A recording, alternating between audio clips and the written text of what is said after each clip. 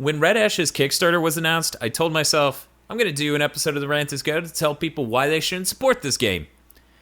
They preempted that by just not supporting this game. So here I am, wanting to talk about Red Ash, but everyone's already figured out it's kind of a turd. So instead of telling you people, hey, don't support this, it's bad, I'm really just going to focus on the more heinous aspects of the Kickstarter and all of the problems it has. This may be one of the worst run Kickstarters ever.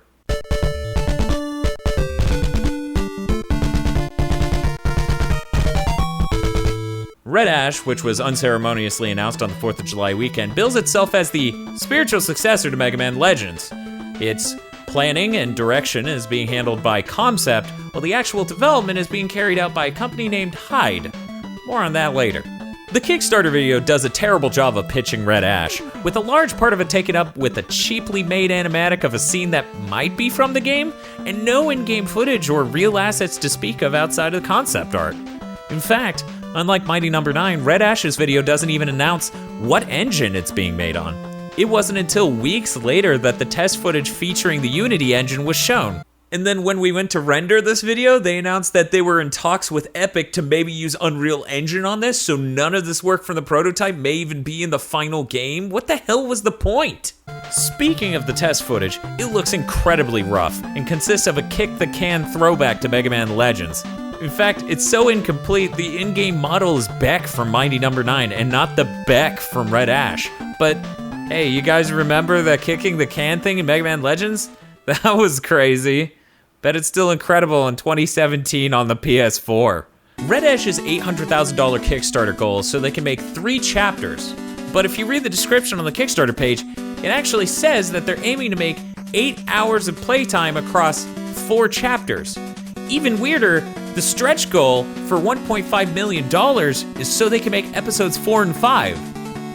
So the Kickstarter video calls the game Red Ash, the Indelible Legend, but the description of the Kickstarter says it's a prologue chapter called the Calcannon Incident, and then right below that, they state that the Calcannon Incident is 4 chapters long, so the messaging on what the hell they're making is really confusing.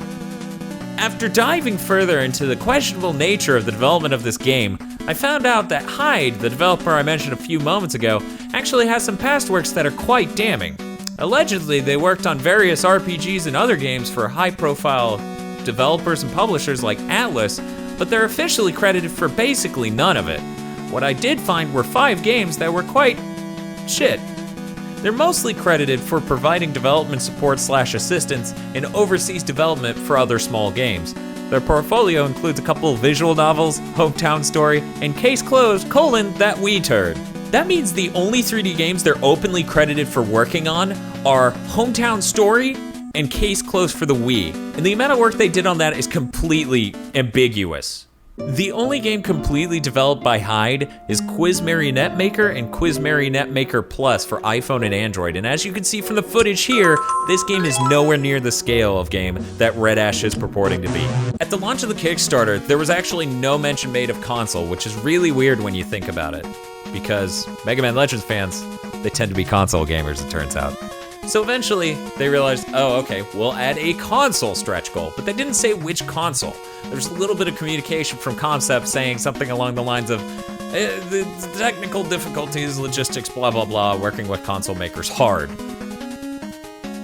So everyone's like, so how do we know what console it's on? And they decided after the Kickstarter ended, they were going to send out a survey to let everyone vote on which console it would be on, which is insane because God knows, normal people could throw money towards a Wii U release of all things. So, finally, they fixed that, and now it's just a PlayStation 4 stretch goal. And to top off all of this terrible Kickstarter bumbling, there is currently and simultaneously an anime for this game that's being kickstarted. It would be produced by Studio 4C and cost $94 for a Blu-ray of what might be an 18-minute anime with commentary tracks and a making-of featurette. I say would because it's bombing pretty hardcore right now. Not as bad as the game, but still not looking great for the anime. Though I wholly entertain that there are enough people on the internet to throw money at this $150,000 18-minute short of an anime that's based on a thing that doesn't exist. But really though, even with all those problems with the Kickstarter, I feel like there's a much larger reason this game shouldn't be made. It's a transmedia event that's being crowdfunded, that ties in with a game that it bears no similarity to, that itself isn't out yet, and both of them are knockoffs of long-dead franchises from our youth. I'm an embarrassingly high tier backer for Mighty Number 9, and let me tell you, that has been going pretty shit. The fan involvement is a total fucking farce, and the game itself is really disappointing.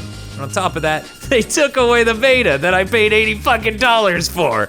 But, you know, that's a whole can of worms that I'll get into next time.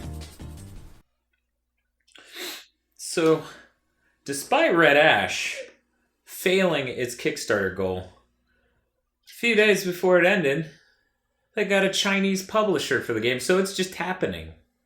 We didn't, like, this takes what Mighty Number 9 did of having people vote on things that ultimately didn't matter and moved it to a new scale of having them throw money at a thing and their money didn't even matter. It was like fucking Chrono Trigger. The future refused to change. Everyone's like, we don't want this shit. And Keiji's like, yeah you do. So much that I can't get an American or Japanese publisher to fund it. I gotta go to China to talk to Fuse Entertainment. Fuse Entertainment is going to let us make the 4 chapters of the Calcanon incident.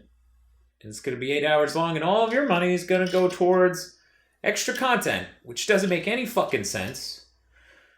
Because the Kickstarter still looks like it's going to fail, and if it fails, they don't get any of the money. So you have to wonder if Concept is behind the scenes talking to Kickstarter to be like, hey, is there any way we can, like, lower our Kickstarter goal? It'd be really great if we could get these $500,000. And then, you know, I'm thinking about that, and Bob says some fucked up shit. Really fucked up shit. He's like, hey, what if they throw in the last $300,000 themselves so they can just lose that cut that Kickstarter takes from the $300,000 and get the $500,000 people have already thrown in? Wouldn't be the first time somebody's done that on Kickstarter. And Keiji Inafune's a skeezy fuck. Did you like this video? Then be sure to like it and throw it in the faces of anyone who disagrees with you or doesn't know about the situation. Did you dislike this video? Then feel free to fill my email with unread notifications of comments. I need something other than my Freedom Planet review to fill my inbox. Apparently that was the thing, I guess. I mean, that's what you do. Here's your crown. God damn it, Dante. He didn't even shoot him in the head.